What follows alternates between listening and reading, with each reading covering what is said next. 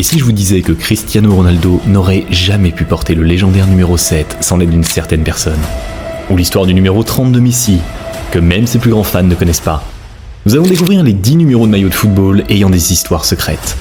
Numéro 10, on va commencer par le meilleur numéro 10 de l'histoire. Après un transfert fou au PSG en 2021, Lionel Messi a fait le buzz en quittant son club de rêve pour le Paris Saint-Germain. Les fans se demandaient alors quel numéro Messi porterait au PSG, puisque Neymar porte déjà le numéro 10. Des rumeurs ont circulé selon laquelle Neymar offrirait à Messi son numéro préféré, mais Messi, comme il est une véritable légende, a refusé par respect à Neymar. La grande révélation a choqué tout le monde. Messi a opté pour le numéro 30. Les fans qui avaient l'habitude de le voir porter le légendaire numéro 10 ont eu du mal à accepter cette décision, alors qu'ils n'ont même pas encore digéré son départ du Barça. Mais pourquoi le numéro 30 ? Vous allez me dire parce que c'était le premier numéro que Messi a porté à Barcelone. Oui, c'est vrai, mais pourquoi la première fois il a choisi ce numéro ? En fait, Messi à ses débuts, il était un grand fan de Ronaldinho et Deco, qui portaient les numéros 10 et 20 au Barça. Alors il a fait 10 plus 20 pour avoir le numéro 30. Vous ne connaissez pas cette histoire, hein ? Et donc malgré son numéro 30 à Paris, le maillot de Messi a battu des records à l'époque et il était vendu comme des petits pains. Maintenant, si vous parlez des joueurs avec du style et qui ont complètement révolutionné le football, vous devez mentionner ce type. Ce magicien a toujours joué avec un sourire et il a réussi à humilier les meilleurs défenseurs du monde. Alors normalement, si Ronaldinho dit qu'il veut un numéro quelconque, il peut très bien l'obtenir. Mais après avoir quitté le Barça pour l'AC Milan, il n'a pas pu avoir le numéro 10 qu'il préférait, car le légendaire Seedorf l'avait déjà. Il a donc obtenu un numéro plutôt bizarre, le 80. Mais pourquoi ? Parce qu'il est né en 1980, tout simplement. Quoi qu'il en soit, ce changement n'a pas affecté son impact légendaire. Il a mis le 80 sur son dos et a fait vibrer toute la Serie A. Numéro 80 ou numéro 10, il s'en fiche. Le prochain joueur s'en fiche encore plus et ce qu'il a fait m'a vraiment surpris.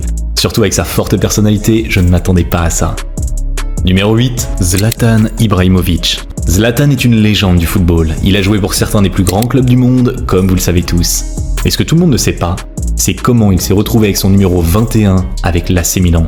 Ibrahimović adore l'AC Milan. Il a même joué 2 fois pour ce club. Lors de son deuxième retour à Milan, Zlatan a reçu la liste complète des numéros de maillot disponibles, mais au lieu de choisir lui-même, il a décidé de laisser son fils s'en charger. Après avoir parcouru la liste, le fils d'Ibrahimović a choisi le numéro 21. Et c'est ainsi que Zlatan s'est retrouvé avec ce numéro. Si seulement la plupart des joueurs étaient comme lui et son amour pour sa famille. Mais je connais un autre joueur, tout comme Ibrahimović, qui montre à quel point la famille compte pour lui. Kylian Mbappé, lorsqu'il jouait pour Monaco et aussi pendant sa première saison au PSG, il a porté le numéro 29. Mais personne ne s'est demandé pourquoi ce chiffre pas très commun. Eh bien, c'est pour faire référence à la date de naissance de son petit frère, Ethan Mbappé, qui est né un 29 décembre. Mais pour sa deuxième saison au PSG, Mbappé change de numéro et opte pour le numéro 7. Ce n'est pas non plus un choix au hasard, mais c'est parce que Mbappé est un grand fan de Cristiano Ronaldo et il a grandi en admirant CR7. Mais Kylian n'est rien comparé à un autre joueur qui est allé beaucoup trop loin avec son amour à Cristiano, comme on va le voir dans un instant. Maintenant, on reste toujours au PSG et le prochain est un gars qui est amoureux du numéro 9. Alors qu'il ne joue même pas numéro 9 en fait. Je parle de Gianluigi Donnarumma. L'héritier du légendaire gardien de but Buffon est aussi un fan des numéros délirants. Il porte le numéro 99 à Paris. Mais pourquoi a-t-il choisi ce numéro ? Gigi étant né en 1999, il a décidé de porter le 99, tout simplement. Et cela a parfaitement fonctionné pour lui.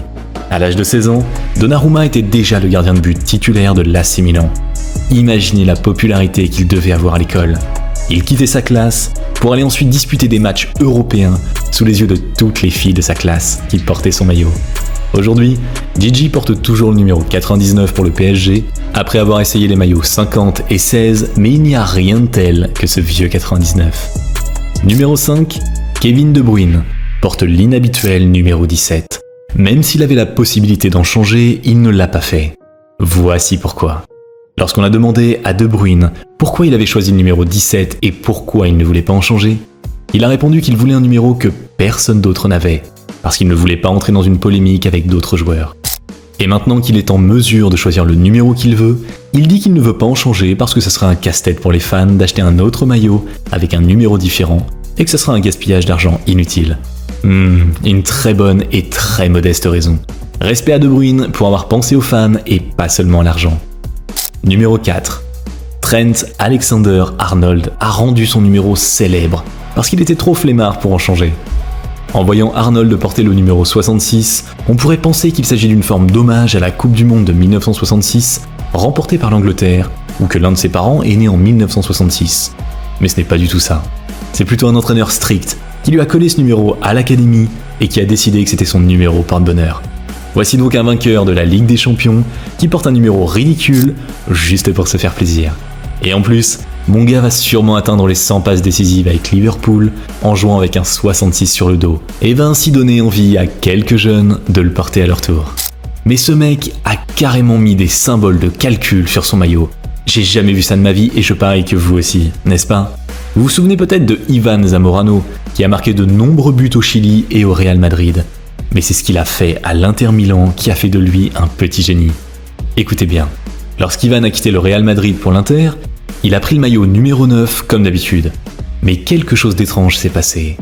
Au début de la saison 1998-1999, il a dû céder le numéro 9 à Ronaldo Nazario, en raison de certains accords commerciaux avec Nike. Mais Zamorano n'allait certainement pas se laisser faire.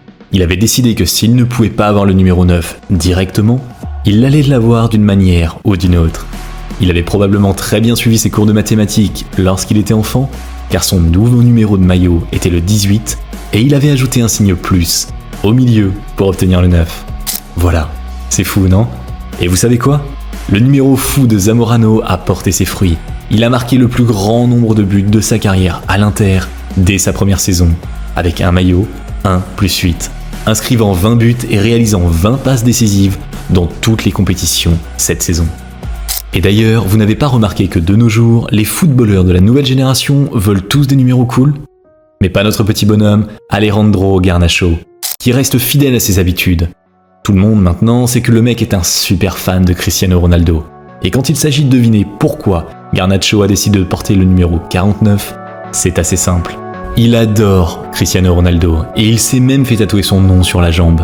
En rejoignant l'équipe première et avec Ronaldo dans l'équipe à l'époque, le numéro 7 est bien sûr déjà réservé. Garnacho a donc fait un petit calcul et s'est dit que puisque 7 x 7 égale 49, c'est ce numéro qu'il porterait plutôt. Quel amour, ce garçon veut tout faire comme CR7.